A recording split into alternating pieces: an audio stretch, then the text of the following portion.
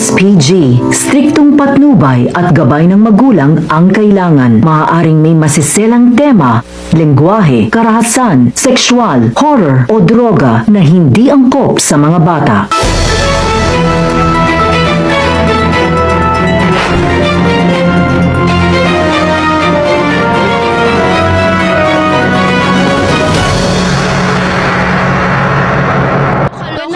Ako si Apayan, ito ang Sirius Balitang Kabataan.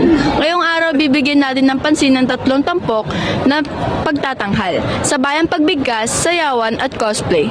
Para sa detalye ng unang pagtatanghal, tawagin natin ang ating tagapag-ulat na si Padang. Maraming salamat, Napalya. Magandang araw. Ako si Padang at narito tayo ngayon sa lugar kung saan isinagawa ang sabayang pagbigkas. Kasama ko ngayon ang isa sa mga kalahok upang ibahagi ang kanilang karanasan. Maaari ka ba naming tanungin ng ilang katanungan? Pwede naman po. Ano ang naging paghahanda ng iyong grupo para sa sabayang pagbigkas? Una po, yung members, kung tama ba yung bilang ng mga members, at yung pangalawa, scripts and props namin kasi mahalaga yon. Yung mga steps din namin, yung mga beats, ayan. Ano ang pakiramdam na lumahok sa harap ng malaking bilang ng pag-aaral? Kinakabahan nung una kasi first time ko, ayun.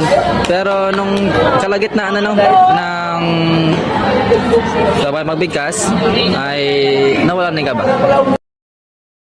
Ano ang mensahe sa mga gustong sumali sa sunod na taon? Dapat maghanda sila ng maaga kasi yung time yung po yung pinakamahalaga, at yung kung gano'n nyo i-deliver ng maayos yung presentation nyo, ganun. Yun lang. Thank you, sir. Balik sa iyo, Pali. Salamat Padang sa ulat na yan. Ngayon naman, puntahan natin ang makulay na mundo ng sayawan. Naroon si Sumalpong.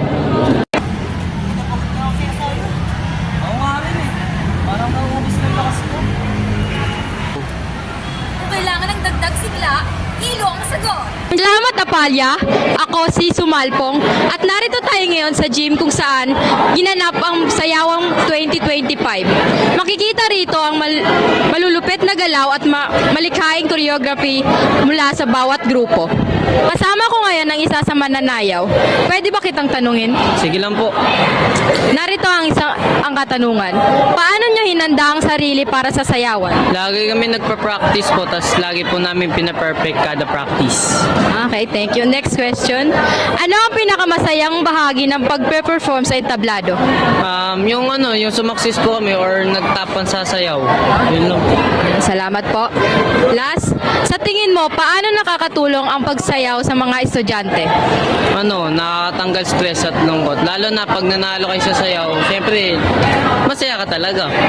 Kasi, hindi sayang yung effort nyo sa sayaw. At practice nyo. Yun. Thank you po. Balik sa iyo, Apalya. At Sumalpong sa napakakulay na ulat. Ngayon naman, dumako tayo sa entablado kung saan ginanap ang cosplay. Naroon si Salazar.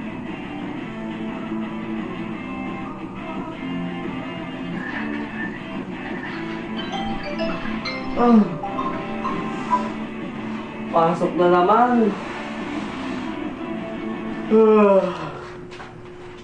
Uy! Eskape!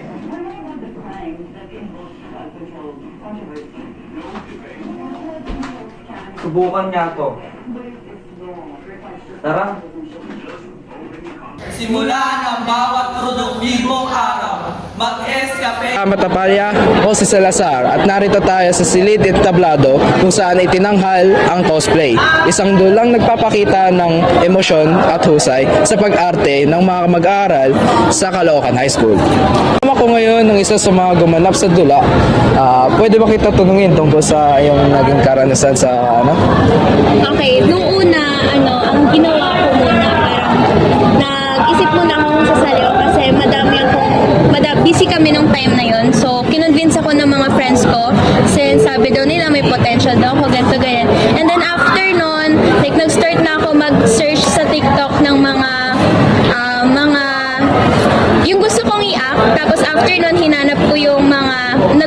nag-improvise ako ng costume na magmamatch dun sa actual na ako, which is si Maleficent. Ang pinakamahirap na bahagi ng cosplay na naranasan mo dun sa... Ako personally, yung pinakamahirap na naranasan ko is yung paggawa ng props. Kasi ako lang gumawa ng buong props ko, yung pakpak, yung damit, yung buhok, yung makeup, and everything. Pero nanghingi ako ng tulong. Pero mostly sa buong costume ko, ako lang yung gumawa. And para sa akin, ayun yung pinakamahirap, lalo na't ako lang yung nagpo-provide sa sarili ko, and hindi ako nanghihingi ng tulong sa iba. Alright, sige po. Number 2, ano ang papel mo sa cosplay at paano mo ito na handa?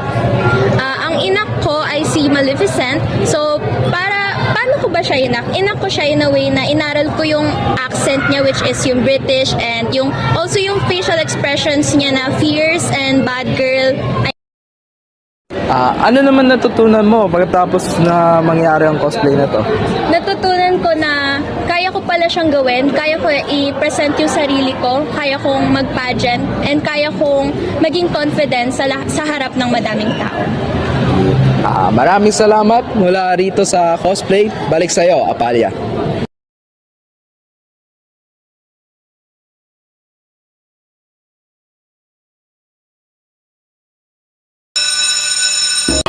Hoy, oras na kailan? Oo nga, magulo na rin ako.